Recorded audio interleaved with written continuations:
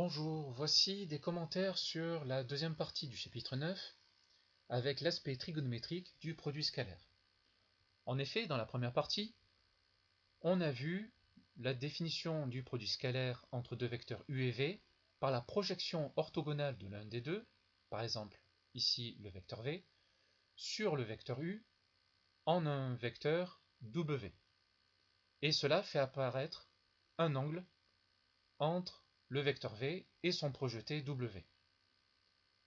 Or, la trigonométrie de collège nous permet d'écrire que la norme de w, c'est la norme de v fois le cosinus entre ces deux vecteurs.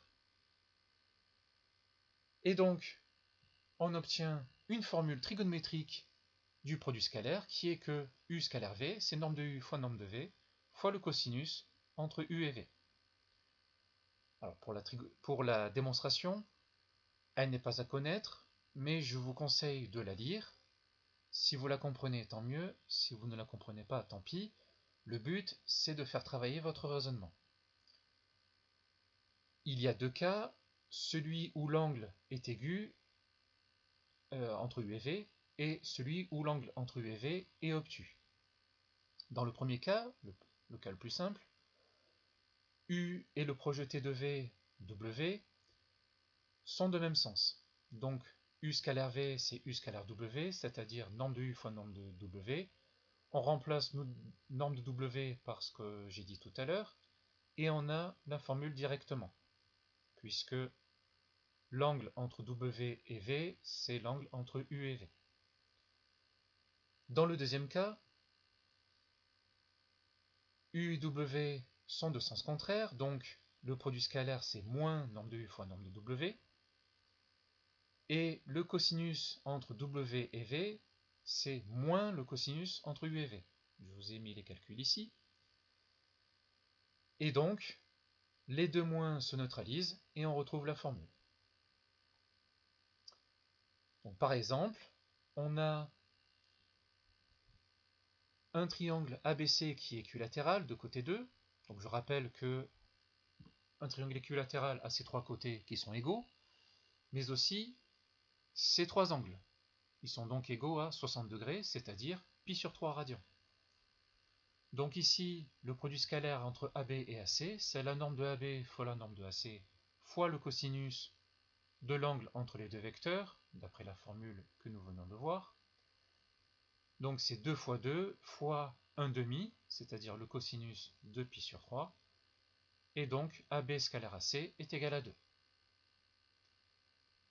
Cette définition du produit scalaire, donc cette définition trigonométrique du produit scalaire, nous permet de démontrer une propriété du produit scalaire, qui est très pratique dans les calculs, qui est que U scalaire V égale V scalaire U.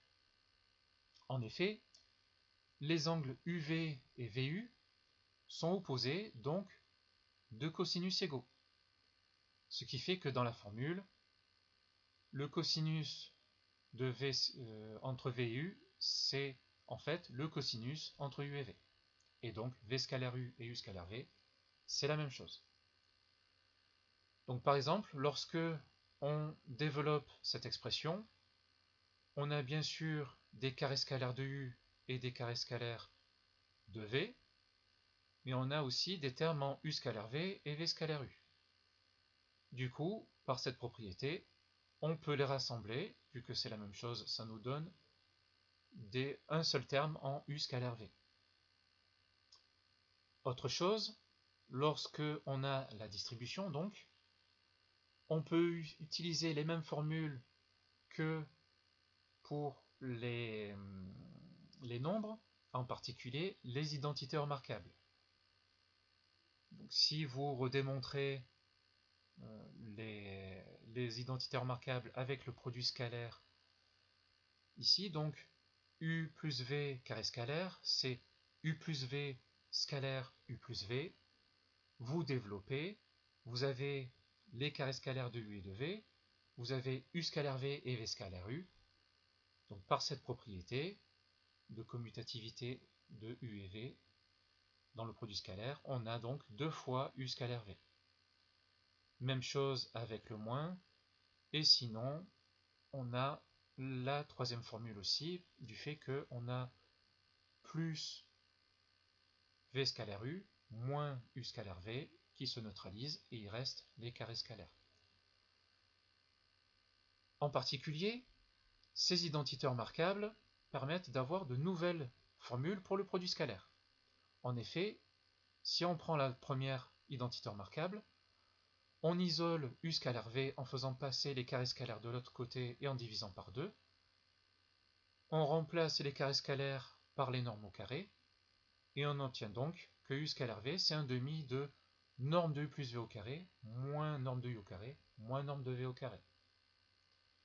Par la deuxième identité remarquable, on obtient une formule similaire, mais quand même différente parce qu'on a le moins au milieu, qui fait que U scalaire V, c'est aussi un demi de norme de U carré, plus norme de V au carré, moins norme de U moins V au carré. Ces formules s'appliquent lorsqu'on a des configurations particulières, par exemple avec parallélogramme et triangle, que je vous laisse faire par vous-même.